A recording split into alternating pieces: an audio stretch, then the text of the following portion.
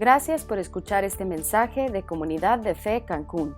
Si quieres saber más acerca de nuestra iglesia o donar a nuestros ministerios, ingresa a comunidaddefe.com.mx/donativos. Muy bien.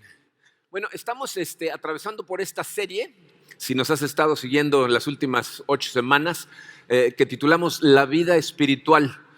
En esta primera parte, porque va a continuar ahora con una segunda parte, va a cambiar un poquito, pero en esta primera parte hemos estado analizando cómo se ve en una persona cuando vive una vida espiritual, ¿no? Hablábamos de cómo la gente muchas veces se confunde pensando que espiritualidad significa tener dones del Espíritu que se ven, ¿no? O sea, si yo puedo sanar gente o a lo mejor discernir las Escrituras muy bien y enseñarlas muy bien, entonces soy muy espiritual. Pero la Biblia nos dice que esa no es la forma, ¿verdad? Los dones espirituales son muy importantes porque es los recursos que Dios nos da para extender su reino, pero no es la medida de espiritualidad. La Biblia le llama a la espiritualidad en el ser humano el fruto del Espíritu, y como hemos estado estudiando todas esas características, nos damos cuenta que tiene que ver con tu carácter, con la manera en que respondes ante las diferentes situaciones de la vida, con la manera en que te relacionas con todas las personas, no nada más tu familia o la gente con la que trabajas, sino con toda la gente a tu alrededor, y especialmente en tu posición ante Dios. ¿Cómo te ves tú ante Dios y cómo te relacionas con Él? ¿Okay? Eso es lo que llamamos el fruto del Espíritu. Y hemos estado estudiando los diferentes rasgos del fruto del Espíritu que el apóstol Pablo nos dejó registrados en su carta a los Gálatas, en el capítulo 5, versículos 22 y 23. Ya vimos 8 de esas características. Ya hablamos del amor, hablamos de la alegría, hablamos de la paciencia, hablamos de la bondad, ¿verdad? Hablamos de la humildad, hablamos del dominio propio, pero no sé si se fijaron, me salté uno. Dejé para el final. Nos dice Gálatas 5:22 que el fruto del Espíritu también es paz. No es el último que menciona Pablo, pero lo dejé al final a propósito, les voy a decir por qué. Bien, mucha gente no se da cuenta que todo lo que hacemos en la vida es porque realmente estamos persiguiendo paz. O sea, la gente se confunde, piensa que está buscando éxito, piensa que está buscando la alegría, pero en realidad lo que tu corazón más necesita, y por las razones que haces todo lo que haces, es porque lo que quisieras es tener paz en tu corazón. El problema es que mucha gente no entiende lo que significa realmente tener paz. Y entonces, en la búsqueda de paz, se causan un montón de dolor, un montón de estrés, crean un montón de problemas en su vida. Entonces, necesitamos entender muy bien lo que la Biblia nos quiere decir cuando habla de paz. ¿Okay? Entonces vamos a orar, vamos a ponernos en manos de Dios y vamos a analizar lo que la Biblia nos enseña que es la paz. Padre, te damos gracias, Señor, por tu amor. Te doy gracias, Señor, por cada una de estas personas que están aquí sentadas o escuchando estas palabras por algún medio, porque sé, Señor, que todos estamos en una necesidad desesperada, ¿verdad?, de tenerte a ti y gracias a eso tener en nuestro corazón paz. Sé, Señor, que es un concepto a veces engañoso y que por eso muchas veces nos desviamos en el camino persiguiéndolo de forma equivocada. Así es que te vamos a pedir, Padre, todos te pedimos que ilumines nuestro camino, que llenes nuestro corazón con tu Santo Espíritu y nos enseñes lo que realmente significa tener paz, para poder vivir esta vida como tu palabra nos promete que podemos vivirla, ¿verdad?, con fortaleza, con dirección, pero sobre todo paz. Guíanos, Señor. Nos ponemos en tus manos en el poderoso nombre de tu Hijo Jesucristo. Amén. Muy bien. Como todos los rasgos que hemos estudiado, lo primero que tenemos que entender es qué significa este asunto de paz. Bien, yo me pregunto qué les pasa por la cabeza cuando oyen la palabra paz. Lo más normal es que lo primero que te venga a la mente es pues, lo contrario de guerra, ¿no? Lo contrario de guerra es paz. Pero entonces, si piensas así, vas a pensar que paz significa en tu vida ausencia de conflictos, ¿no?, ausencia de problemas. Y entonces, fíjense, vamos a llegar a la conclusión, si seguimos esa línea de pensamiento, que para poder tener paz tenemos que vivir en una atmósfera, ¿verdad?, estar rodeados de una atmósfera de tranquilidad, de serenidad, ¿no? Lo cual significa que tú piensas entonces que la paz tiene que ver con el mundo que te rodea, con lo que sucede a tu alrededor. Y si crees eso te va a empujar a hacer cosas que van a ser autodestructivas en tu búsqueda de paz. Dice, por ese concepto, porque la gente piensa que es la circunstancia alrededor, mucha gente se convierte en consumista, ¿no? Materialista, porque piensan que si alcanzan tal cosa, que si tienen ciertas cosas en su vida, entonces van a tener paz. Entonces todo el tiempo están persiguiendo esas cosas. Por eso la gente persigue el poder, porque piensan, si yo estoy en poder, ¿verdad? Si yo soy el que decide todas las cosas, entonces puedo decidir de manera que esto me traiga paz. Por eso la gente trata de controlar a otras personas, controlar no nada más su vida, sino la de toda la gente a su alrededor. Si yo puedo lograr que se porten como yo quiero que se porten, que hagan lo que yo quiero que hagan, entonces eso me va a dar paz. El problema es que cuando tú estás tratando de controlar los resultados de todo a tu alrededor, ¿verdad? Te frustras más y te estresas más porque no funciona. Porque tú no estás en control de las cosas. Entonces, cuando la gente se empieza a frustrar porque no encuentra paz a través de ese medio, va a tender a hacer una de dos cosas. Una es a buscar sustitutos superficiales de paz. Les voy a decir a qué me refiero. Hay gente, por ejemplo, que empieza a inclinarse más bien hacia cosas como el budismo, ¿no? Porque el budismo, que por cierto no es una religión, ¿no? Los budistas no creen en un Dios. Ellos creen que si tú puedes de alguna manera vaciar tu mente de toda atadura a cosas físicas, ya sea gente o cosas, entonces vas a tener paz. Entonces la meditación zen está enfocada no a meditar en algo, sino a meditar en nada. O sea, tratar de vaciar totalmente tu mente, y entonces ellos lo que predican es, si tú te desatas de todas las cosas de este mundo, incluso de las relaciones de este mundo, entonces vas a estar en paz. El problema es que no funciona, porque el corazón del ser humano, ¿verdad? La Biblia nos dice que fue diseñado para necesitar una relación con Dios. Y entonces, si tú lo que estás haciendo es no relacionarte con nada, estás dejando ese vacío y tu corazón de todas maneras va a tratar de llenarlo con algo. Por más que digas que estás en paz, tu corazón te va a estar empujando a ciertas cosas. Y miren, ¿saben cuándo me di cuenta de la realidad de esto? Tengo un amigo, cuando trabajaba yo como consultor, trabajaba con muchos hoteles, que había sido el subdirector del Ritz-Carlton en Madrid, ¿no? Uno de los hoteles más caros del mundo. ¿Okay? Y me platicó que una vez recibieron como huésped al Dalai Lama, o sea, la figura principal del budismo zen en el mundo, ¿verdad? Llegó a quedarse con ellos. Y se hospedó con ellos 4 noches y se quedó en la suite presidencial. Y les exigió que tiñeran todas las telas que había dentro de la suite presidencial del color de su ropa anaranjada que utiliza. Y estuvo 4 días en el lujo más extremo en el Ritz-Carlton de Madrid. O sea, desatarse de cosas materiales, pues no me suena muy desatado el asunto, ¿no? Pero bueno, ellos a la demás gente dicen, no, tú desátate, ¿no? O sea, no funciona. Otros sustitutos, ¿verdad? Superficiales, es la gente que se quieren volver ermitaños, ¿no? O sea, piensan, pues, si me encierro en una cabaña en la punta de un monte en donde no vea yo a nadie en un año, pues voy a estar en paz. Pero no es cierto, no estás en paz. Tu corazón te va a seguir pidiendo algo, ¿no? Por eso, miren, yo incluso estoy convencido, y esta es una percepción personal, que la gente que se mete a monasterios en donde hacen votos de silencio y están 5 años sin decir una sola palabra, es gente que se está engañando a sí misma, se está escapando de la vida. Porque la Biblia nos enseña, fíjate, que para producir este fruto del Espíritu, como lo vamos a ver en la segunda parte de la serie, necesitas practicar disciplinas espirituales. Muchos de estos monasterios lo que hacen es estar practicando disciplinas espirituales todo el tiempo. Está maravilloso. Pero el objetivo de practicar esas disciplinas espirituales es que se dé el fruto para que puedas tener relaciones humanas sanas, para que puedas extender el reino de Dios afuera en el mundo. Entonces, si yo me encierro, me estoy escondiendo de la vida, de alguna manera, pues estoy engañándome a mí mismo, que estoy encontrando paz cuando lo que estoy haciendo es esconderme. La Biblia nos enseña que el problema con todas esas cosas es que estamos buscando paz en la fuente equivocada. Jesucristo personalmente nos enseñó cuál es la fuente correcta de paz.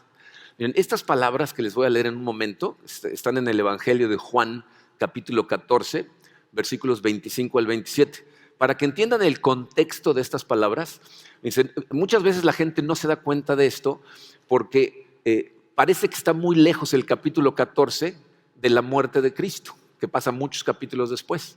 La realidad es que el capítulo 13, 14, 15 y 16, todos esos capítulos son la última conversación que Jesucristo tiene con sus discípulos. El capítulo 17 es la última oración que hace, todo el capítulo es una oración, y en el 18 lo arrestan. Entonces todo esto está pasando el día en que lo van a crucificar, bueno, al otro día en la mañana, un día antes de su crucifixión. ¿Okay? Entonces estas palabras son parte de las últimas palabras que Jesucristo le dice a sus discípulos. ¿Okay? Entonces vamos a leer los versículos 25 al 27. Dice Jesús: estas cosas les he dicho estando con ustedes. O sea, de entrada nos está diciendo, la razón por la que les digo esto ahorita es porque aquí estoy, porque está a punto de irse, ¿no? Dice, pero el Consolador, el Espíritu Santo, a quien el Padre enviará en mi nombre, Él les enseñará todas las cosas y les recordará todo lo que les he dicho. Si ustedes leen los evangelios van a ver que Jesucristo les enseñó un montón de cosas a sus discípulos, y ahí lo que les está diciendo es, todavía falta mucho por aprender. Entonces el Espíritu Santo, para empezar, les va a enseñar todo lo demás, pero les va a recordar todo lo que yo ya les dije. ¿Okay? Pero fíjense cómo termina. Dice, la paz les dejo, mi paz les doy. No se la doy a ustedes como el mundo la da. No se turbe su corazón ni tengan miedo. Entonces fíjense, de esa última frase, de esa última oración, podemos entender 4 cosas importantísimas acerca de la paz, que luego nos van a ayudar a armar una definición de lo que la Biblia llama paz. ¿Okay? Entonces, fíjense, estas son las 4 cosas, las tienen ahí en su programa. La letra A dice, Jesús es la fuente de paz. La fuente correcta, la única fuente correcta de paz es Jesús. Ahí dice, mi paz es lo que les voy a dejar, ¿no? Está hablando de la de Él. Entonces, Él es la única fuente correcta de verdadera paz. Dice, mi paz. Pero aparte, fíjense, letra B, la paz es un regalo de Dios. Dice, mi paz les doy. ¿No? A sus seguidores dice, yo les voy a dejar mi paz. Ahí no hay condicionantes, simplemente está diciendo, yo quiero que tengan paz, por eso les dejo mi paz, es un regalo de Dios. Letra C dice, solo la paz de Jesús funciona. ¿Qué nos dice? Dice, yo no se las doy a ustedes como el mundo la da. ¿Qué nos está diciendo? Cualquier fuente de paz que venga de este mundo no va a funcionar, porque ¿cómo da el mundo paz? De forma temporal, ¿no? de forma pasajera, de forma frágil. Cuando tú pones tu paz en ciertas cosas, a lo mejor tu paz está en tu matrimonio, a lo mejor está en tu trabajo, en el dinero que ganas, en la salud de tu familia, ¿no? o que en el país en el que vives no hay guerras. Todo eso es transitorio. Todo eso se puede terminar en un instante, puede cambiar dramáticamente. Entonces dice, yo no se la doy a ustedes como el mundo la da, condicional, temporal y pasajera. Yo les doy la que funciona. Y luego nos dice cuál es el producto de la paz en el cristiano, en el creyente. Dice, no se turbe su corazón ni tenga miedo. Es decir, un corazón tranquilo y sin miedo. ¿No? Cuando tú tienes la paz de Jesús en tu corazón está tranquilo, ¿verdad? Y las situaciones que enfrentas no te dan miedo. ¿Okay? Entonces, ¿cómo podemos definir paz? Sigue abajito en su programa, dice, paz es el estado perfecto del corazón que resulta de vivir por fe sin importar las circunstancias. Entonces, si analizas eso detenidamente, dice, paz es el estado perfecto del corazón, no de las cosas, no de las situaciones, no de la salud de la gente, ni las finanzas, ni el estado del país. O sea, es el estado del corazón. Eso tiene que ser algo interno para que realmente sea paz. Dice, es el estado perfecto del corazón que resulta de vivir por fe. ¿Qué significa eso? De confiar en Dios, de tener mi confianza puesta en el creador del universo. Y si hago eso, dice, sin importar las circunstancias. Es decir, entonces si eso sucede, no importa qué esté yo enfrentando, mi corazón va a tener paz. ¿Saben por qué Jesucristo decidió decirles estas cosas a sus discípulos? Pues, afortunadamente no tenemos que andar especulando. Un poquito más adelante, en el capítulo 16, Jesús se los dice a ellos claramente. Dice, vamos a leer los versículos 1 al 4 del capítulo 16. Dice, todo esto les he dicho para que no flaquee su fe. Los expulsarán de las sinagogas. Y hasta viene el día en que cualquiera que los mate pensará que le está prestando un servicio a Dios. Actuarán de este modo porque no nos han conocido ni al Padre ni a mí. Y les digo esto para que cuando llegue ese día se acuerden de que ya se lo había advertido. Sin embargo, no les dije esto al principio porque yo estaba con ustedes. Entonces, ¿qué le está diciendo Jesucristo? Le dice, Jesús, en breve, al final de esta conversación y después de la oración, va a ser arrestado enfrente de sus narices. Muchos de ellos van a ver la tortura espantosa que le dan a Jesucristo y van a ser testigos de su crucifixión y su muerte. Espantosa, ¿eh? La crucifixión era una muerte horrible. Los romanos diseñaron la muerte más dolorosa para escarmentar a la gente, para que nadie se levantara en contra de ellos. Después de eso, lo van a ver resucitado y lo van a ver ascender al cielo. Y Jesucristo les va a dar poder a través del Espíritu Santo para ir a predicar por todo el mundo. Pero aún así van a seguir enfrentando persecución. Muchos de ellos van a perder todo lo que tienen materialmente. De los 11 discípulos, ¿verdad? Todos menos Juan van a recibir una muerte, un martirio espantoso. O sea, van a ser perseguidos todo el tiempo. Entonces Jesucristo les está diciendo esto, como diciéndoles, miren, en breve esto se va a poner de la patada. Va a estar horrible, los van a perseguir, incluso el que los mate va a pensar que está haciendo un favor a Dios. Ustedes van a pensar, esto ya no está funcionando. Necesitan entender, todo es parte del plan y todo está bajo control, aunque se vea como se vea. Entonces nosotros necesitamos entender estas mismas cosas si vamos a hacer el trabajo de Jesucristo en la tierra. Para eso nos dejó, ¿no? Vayan y hagan discípulos de todas las naciones. Si lo que estamos esperando es que para hacer eso todo el camino esté todo en siga, nunca vamos a hacer nada. Entonces Jesús dice, estén preparados. Solamente con paz en tu corazón vas a poder seguir adelante todo el tiempo sin importar qué enfrentes. Entonces necesitamos entender 3 cosas para poder vivir en paz. Dice el número 2 romano, para vivir en paz. Dice, hay 3 cosas que aprendemos también del apóstol Pablo. Él le escribió una carta a cristianos que vivían en una ciudad que se llamaba Filipos. Por eso la carta se llama a los filipenses. Filipenses 4, versículos 6 y 7. Fíjense lo que dice Pablo. Dice, no se inquieten por nada. Y piensen en lo que eso significa, porque estos van a encontrar adversidad en serio, persecución en serio. Dice, no se inquieten por nada. Más bien, en toda ocasión, con oración y ruego, presenten sus peticiones a Dios y denle gracias. Y la paz de Dios, que sobrepasa todo entendimiento, cuidará sus corazones y sus pensamientos en Cristo Jesús. Entonces, de ese pasaje podemos sacar 3 cosas que necesitamos para realmente vivir en paz. La primera de ellas, letra A, dice, necesito creer que Dios tiene todo bajo control. Necesito estar convencido de que todas las cosas que suceden, me gusten o no me gusten, están bajo el control de Dios. Miren, ¿a cuántos de ustedes les gustaría poder planear el futuro y que sucediera exactamente como tú lo planeas? ¿A cuántos les gustaría? ¿A los demás no? Qué raro, ok. O sea, yo creo que nos encantaría a todos, ¿no? Que yo pudiera hacer planes de lo que va a pasar mañana, de lo que voy a hacer en los siguientes 10 años, ¿no? Hay mucha gente que hace eso. Se pone sus planes a largo plazo, ¿no? Estos son mis objetivos, voy a hacer esto, voy a hacer aquello, ¿no? Ahora, levante la mano el que haya hecho planes así y todo haya sucedido tal y como lo planearon. Ahí sí ni uno, ¿verdad? ¿Saben cuál es la principal fuente de estrés en la vida de un ser humano, en un creyente especialmente? Jugar a ser Dios. Esa es la fuente del estrés. Lo que más te estresa es estar tratando de controlar todo en tu vida y aparte en la vida de los demás. Te estresa porque crees que tú eres el encargado de que todo suceda como tú quieres que suceda. Pero Pablo nos dice claramente al principio del versículo 6, no se inquieten por nada.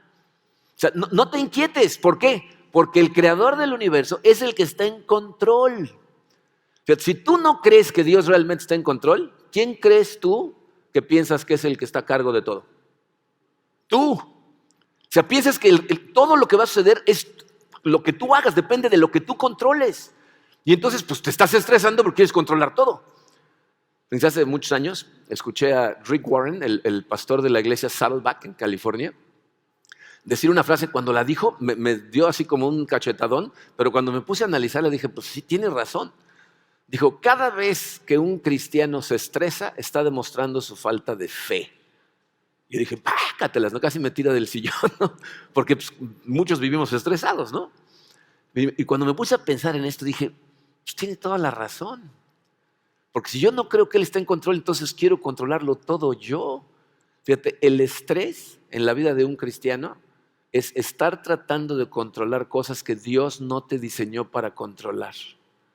Estar tratando de producir resultados en áreas que están fuera de tu control. Entonces, El primer paso aquí tiene que ser que tú estés convencido de que Dios verdaderamente está en control de todo. Pero no nada más que está en control de todo. Fíjate, la letra B dice, necesitamos creer que puedes dejar tus cargas en Él. O sea, que verdaderamente puedes tomar todas estas cosas que te angustian y ponérselas en las manos y dejarlo.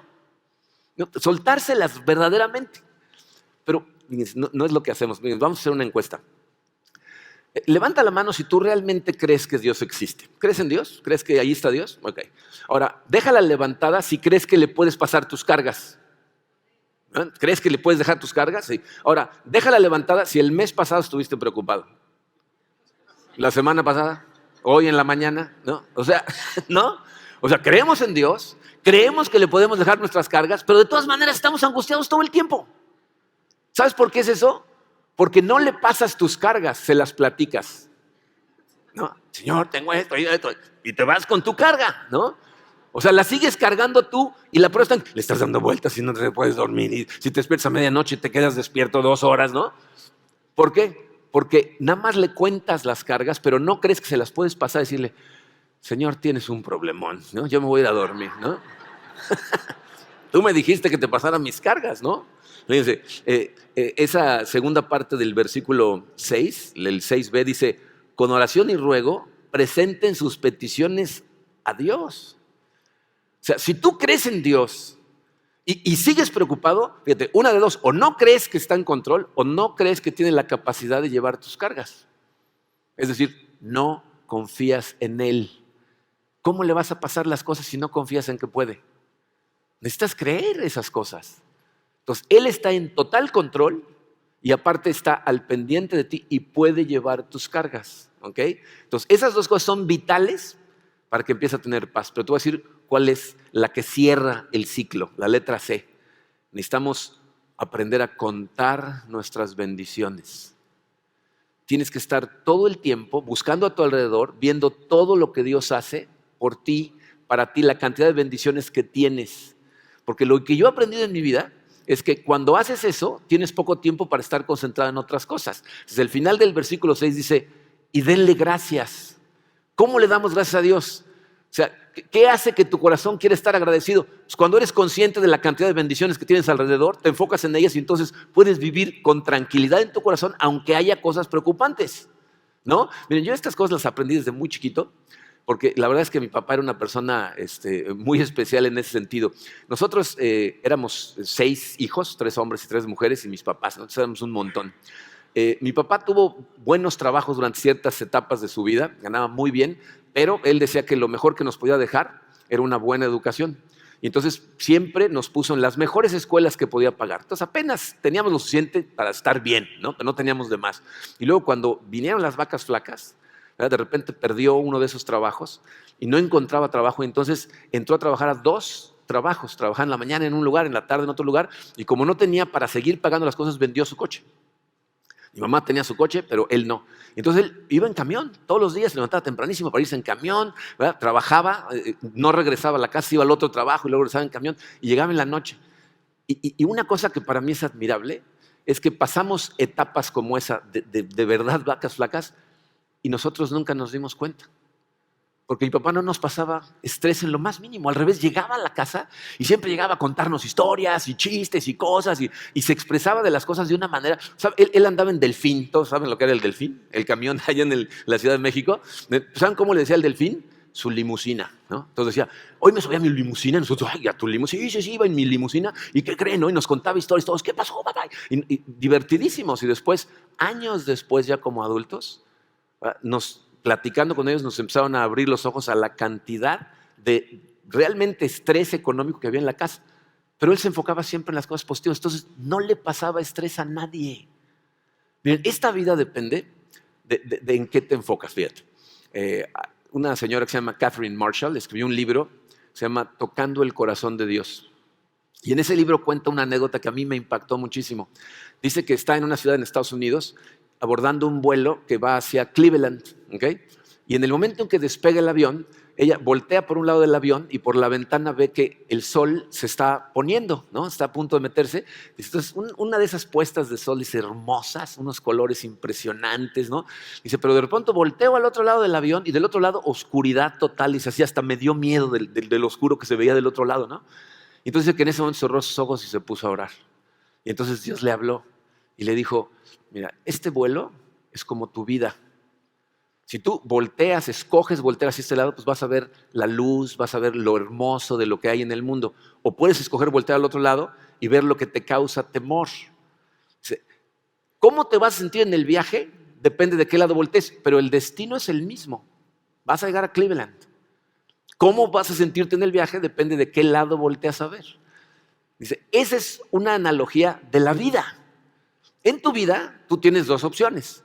Puedes estar volteando a ver las partes hermosas que hay en tu vida o estar todo el tiempo concentrado en las cosas oscuras, en las cosas que te causan miedo, en esas cosas que a veces te quitan el sueño todo el tiempo. Y eso va a determinar cómo te sientes en la vida. El destino es el mismo. Si tú has puesto tu fe en Jesucristo, nuestro destino final está asegurado. Vas a estar en la presencia del Señor por la eternidad, con tu familia en Cristo, por la eternidad gozando, porque la Biblia nos dice que es un lugar sin dolor, sin estrés, ¿no? Ahí no hay chamba ni salarios, ¿no? O sea, no hay enfermedades, ¿no? Ese es el destino final. Pero mientras estés en este mundo, ¿cómo te vas a sentir? Depende de qué lado de la vida deseas voltear a ver. Entonces, ¿cuál escoges? Entonces, fíjate, lo que nos dijo en conclusión Pablo, si tú realmente crees que Dios está en control de todo, que le puedes pasar tus cargas y dejárselas a Él, y te dedicas a darle gracias por todas sus bendiciones, fíjense lo que dice que es el resultado en el versículo 7. Y la paz de Dios, que sobrepasa todo entendimiento, cuidará sus corazones y sus pensamientos en Cristo Jesús. Quiero que pongan mucha atención a cómo lo dice. Dice, la paz de Dios, o sea, la buena, la que funciona, la que no es condicional, ¿verdad? Que sobrepasa todo entendimiento. O sea, la gente que experimenta esta paz no puede comprender cómo, aunque las circunstancias alrededor realmente no cambian, de pronto empiezan a sentir paz. Sobrepasa nuestra capacidad de comprensión. Y dice, cuidará sus corazones y sus pensamientos en Cristo Jesús. O sea, Pablo no dice, si ustedes oran, les dan gracias, todo se va a resolver. Las circunstancias van a cambiar. La gente va a sanar. El dinero va a... No dice eso. Dice, y entonces, fíjense, Él cuidará su corazón y sus pensamientos. La paz de Dios va a cuidar tu corazón, que es en donde normalmente está la preocupación, y tus pensamientos que generan tus emociones. Eso es lo que sucede. La paz de Dios, no lo puedes entender, pero te da total tranquilidad. Miren, ¿saben cuál ha sido mi experiencia con esto? La gente que nunca realmente ha soltado sus cosas a Dios y no lo ha experimentado, escucha estas palabras y por dentro están pensando, este se está engañando solo. Eso no es cierto, no funciona, ¿no?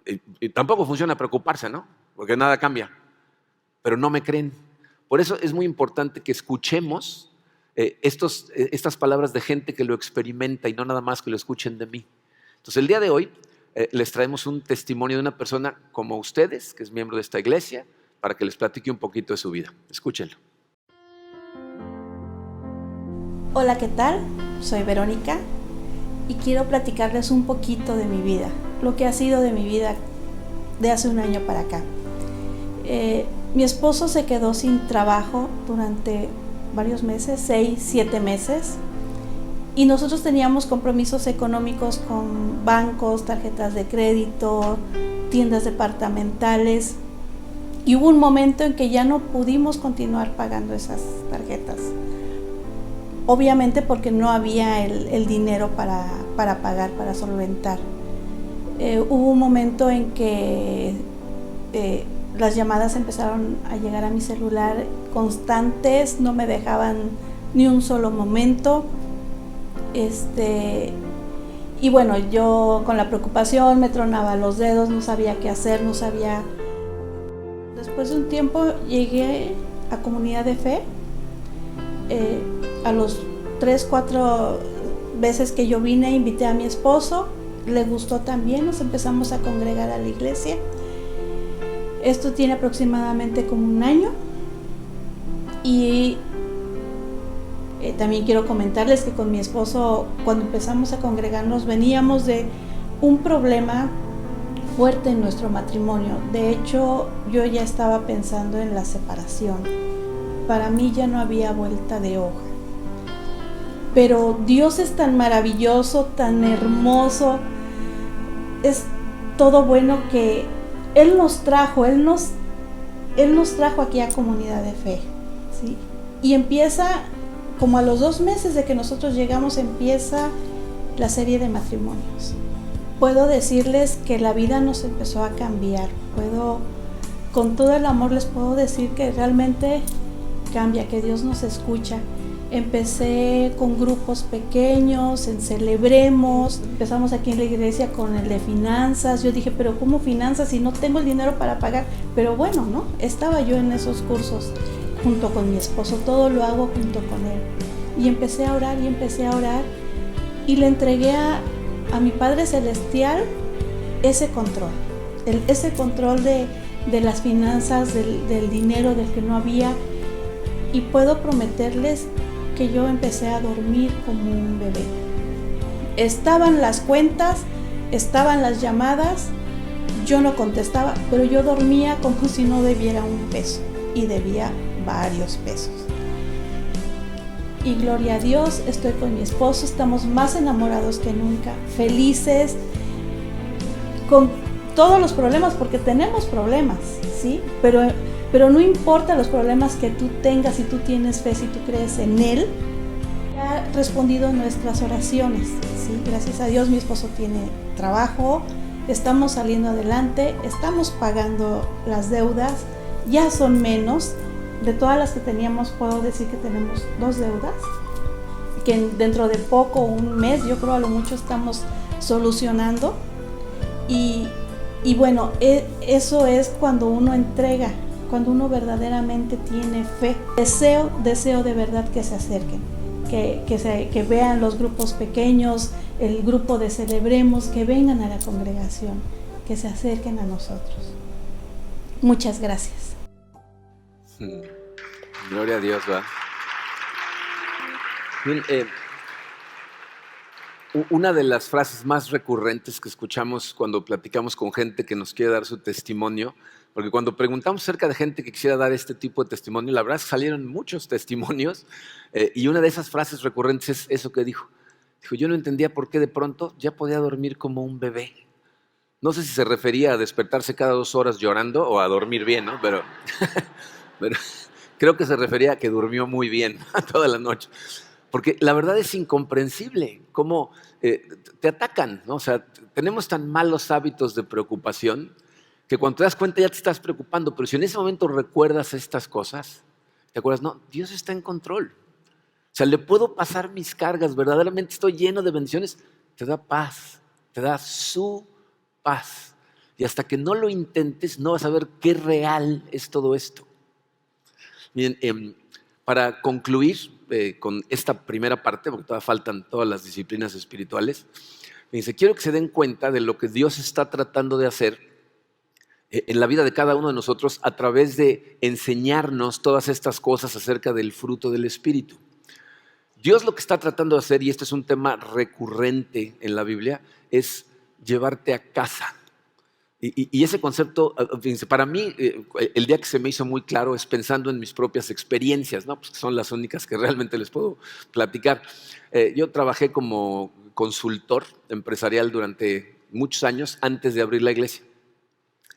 Durante como 5 o 6 de esos años viajaba muchísimo, ¿no?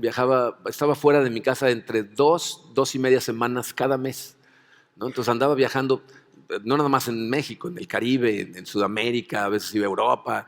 Y yo sé que muchas veces la gente que escucha de que alguien trabaja en algo, que lo lleva en viajes por todo el mundo, dicen, ¡ay, qué padre, qué glamoroso!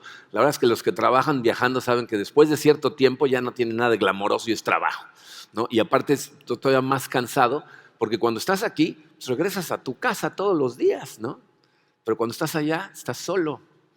¿no? Y esa era mi experiencia, ¿no? Para mí los días más difíciles eran los domingos, ¿no? Si estaba trabajando, no sé, martes, miércoles, jueves, viernes, sábado, estaba todo el día en juntas, dando conferencias, etcétera. Llegaba agotado y me dormía, pero el domingo que pasaba solo era el día en donde mi corazón se apachurraba porque extrañaba profundamente a mi esposa y a mis hijos. Y yo pensaba, lo que yo más quiero hacer es regresar a casa, ¿no? Esos eran los momentos más bonitos para mí, era regresar a casa, ¿no? Pero entonces también entendí otra cosa. Karina y yo, desde que nos casamos, nos hemos cambiado de casa 25 veces. Es decir, hemos vivido en 26 casas. Esta última en la que estamos es la 26, ¿no? Para mí regresar a casa no significaba que extrañaba el edificio, porque no importa qué casa regresara, la paz que yo sentía era por el amor que sentía en compañía de Karina y mis hijos, y entonces me sentía descansado. Decía, ¡ay, qué paz regresar con ellos! Ese tema es el que recurrentemente Dios está tratando de hacernos entender a través de la Biblia. Él lo que hace con todas las cosas que nos enseña, y especialmente con este asunto del fruto del Espíritu, es que si tú verdaderamente le permites a Él dirigir tu vida, si le pasas las cosas a Él y empieza a darse ese fruto del Espíritu, lo que va a hacer es llevarte a casa mientras estás aquí. ¿Me explico? O sea, la gente piensa que no va a estar en paz real hasta que llegue allá. Pero Dios nos dice, no. Mi casa, mi lugar de descanso para ti, tu tierra prometida, es mientras estás en este mundo. Y para poder disfrutar de ese descanso y de sentirte en casa, aún mientras estés aquí, tienes que confiar en mí y mantener en mente que un día vas a estar acá. Pero mientras estés aquí, confía en mí, pásame las cosas, cree en mí, obedéceme, sigue lo que te digo que hagas y vas a sentirte en paz. Fíjense, de eso habla el autor de Hebreos, cuando dice estas palabras en Hebreos capítulo 3, versículos 6 al 11. Está hablando del pueblo de Israel justo después de Egipto. Dice, Cristo en cambio es fiel como hijo al frente de la casa de Dios. Y esa casa somos nosotros, con tal que mantengamos nuestra confianza ¿en quién? En Dios, ¿no? Y la esperanza que nos enorgullece. La esperanza es la vida eterna en presencia de Dios. Dice, por eso, como dice el Espíritu Santo, si ustedes oyen hoy su voz, no endurezcan el corazón como sucedió en la rebelión, en aquel día de prueba en el desierto. Allí sus antepasados me tentaron y me pusieron a prueba a pesar de haber visto mis obras 40 años. Por eso me enojé con aquella generación y dije, siempre se descarría su corazón y no han reconocido mis caminos. Así que en mi enojo hice este juramento, jamás entrarán en mi reposo. Fíjense lo que estaba diciendo. Está hablando ahí de la gente de Israel cuando saliendo de Egipto se rehusaron a entrar a la tierra prometida. Acabamos de platicar de esto no hace mucho tiempo, ¿no? Y entonces Dios los manda al desierto durante 40 años. Pero ¿saben qué cosa interesante pasa en el desierto? Dios los sigue bendiciendo increíblemente. De hecho, el pueblo de Israel, mientras deambula por el desierto, ve milagros todos los días. Cada mañana amanecen y el maná, la comida que van a comer, aparece. O sea, cae del cielo comida todos los días. Cuando se quejan de que no hay carne, les manda carne. Cuando se quejan de que no hay agua, les manda agua. O sea, ven milagros, obras del Señor durante 40 años, pero su corazón está tan endurecido y no quieren obedecer a Dios que no las ven, no las disfrutan. Y dice, por eso nunca entrarán a mi descanso. Dice, el descanso más fuerte que hubieran podido obtener hubiera sido si hubieran obedecido y hubieran entrado a la tierra prometida, ¿no? Entonces piensa en esto. Entrar a la tierra prometida no significaba llegar al Club Med, ¿no? Tomarte una piña colada en la playa, ¿no? Iba a significar un montón de trabajo, ¿no? Guerras, tomar ciudades, etc. Pero Dios dice, siguiendo mi voluntad y confiando en mí, vas a estar en paz interna, sin importar todos los obstáculos, toda la adversidad que tengas que enfrentar. Si tú me haces caso, confías en mí y vas en la dirección que yo te pido, vas a tener paz. Entonces, eso es lo que está tratando de hacer Dios cuando nos enseña acerca del fruto del Espíritu. La gente sin Dios, ¿verdad?, no tiene más remedio que resignarse o vivir la vida sin amor, sin paciencia, ¿no?, pensando que ellos están en lo correcto y rompiendo todas sus relaciones. Nosotros, si permitimos a Dios verdaderamente guiar a nuestro corazón, vamos a leer una vez más el fruto del Espíritu uno por uno para que veas la promesa de Dios. Los que no creen en Dios viven la vida terriblemente. Y dice Pablo, en cambio, el fruto del Espíritu es amor, Eso significa que tú vas a tener el amor de Dios para darle a gente cuando la gente no se lo merece, cuando te persiguen, cuando te ridiculizan, cuando son tus enemigos, cuando te tratan de apuñalar por la espalda. Dice amor, vas a poder amar, vas a sentir alegría. ¿Qué significa eso? Vas a poder tener gozo en tu corazón, aún en medio de situaciones tristes, difíciles, complejas. ¿Por qué? Porque vas a ver tus bendiciones y te vas a regocijar en esas bendiciones y en la seguridad que tienes en la eternidad. Dice paz, que es de lo que estamos hablando ahorita, ¿no? Aún en medio de tormentas, paz, paciencia. Dice, aún con la gente inmadura. Dice, es una cosa que la gente normalmente no entiende. Cuando una persona se porta totalmente agresiva, incoherente, incongruente y te ataca, eso no tiene nada que ver contigo, tiene que ver con ellos. Es gente inmadura espiritualmente y Dios te va a dar la paciencia para poder lidiar con gente así. Amabilidad y bondad con toda la gente. Nos convertimos en las manos de Dios, en el amor de Dios para la gente a nuestro alrededor. Fidelidad, o sea, para confiar permanentemente en Dios. Humildad, que si recuerdan significa reconocer tu posición ante Dios. Él es el Rey del universo, yo soy su criatura, yo dependo de Él y todo lo que necesito me lo da Él. Y dominio propio, que es esa fortaleza que produce el Espíritu Santo en ti, que te permite evitar el estar cayendo en todas las tentaciones que el enemigo nos pone en el camino. Y Pablo termina diciendo, no hay ley que condene esas cosas. ¿Saben a qué se refiere ahí? Había un montón de leyes que trataban de coartar la vida de los cristianos en esa época. Y Pablo les dice, contra estas cosas no hay ley. O sea, tú vas a poder hacer esto y vivir la vida como Dios quiere que la vivas y no hay forma de que te detengan. Miren, esa es la vida verdaderamente espiritual. Yo me imagino que es la vida que desearíamos tener todos. Y a lo mejor en este momento, porque hemos estado estudiando varias y a lo mejor no ves claro, dices, pues sí, ya las estudiamos, pero no las veo todavía en mi vida, ¿no? ¿Qué tengo que hacer? ¿Qué tiene que suceder? Vamos a entrar a la parte práctica a partir de la semana que entra, porque lo que produce estas cosas es cuando aprendes a practicar disciplinas espirituales de forma correcta. Entonces, a partir de la semana que entra vamos a pasar a estudiar el cómo, que es lo que mucha gente quiere escuchar. Por lo pronto, vamos a darle gracias a Dios. Padre, Señor, de verdad te damos gracias por la claridad con la que dejaste plasmadas estas palabras para nosotros en tu Biblia. Sé, Señor, que esta es una de las cosas con las que más batallamos. Vivimos en un mundo lleno de adversidad, en situaciones que jamás son perfectas, en donde muchas veces precisamente de la gente que más amamos, la de la que estamos más cerca, es la que tendemos a causarnos mutuamente más dolor, ¿no? o a causarnos más estrés. Y necesitamos permitirte, Señor, producir este fruto para poder vivir esta vida como tú nos prometes que se puede. Te pedimos, Señor, mucha sabiduría, te pedimos mucha guía, que seas muy claro con nosotros, que nos des mucha luz para ir caminando detrás de ti, que nos des mucha humildad, Señor, para reconocer que te necesitamos y que sin ti no podemos hacer absolutamente nada.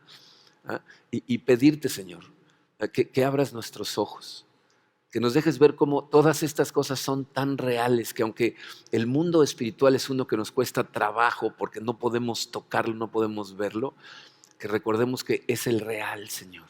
Y que tú estás ahí, que estás al pendiente de nosotros y que en todo momento nos das guías y nosotros ponemos atención. No permita, Señor, que nuestro orgullo nos haga desviarnos de este camino, al revés. Que humildemente caminemos de tu mano para que se den estos frutos y entonces podamos vivir de la manera que tú nos prometes y aparte impactar a este mundo tal como tú nos lo has pedido. Nos ponemos, Señor, totalmente en tus manos, en el poderoso nombre de tu Hijo Jesucristo. Amén.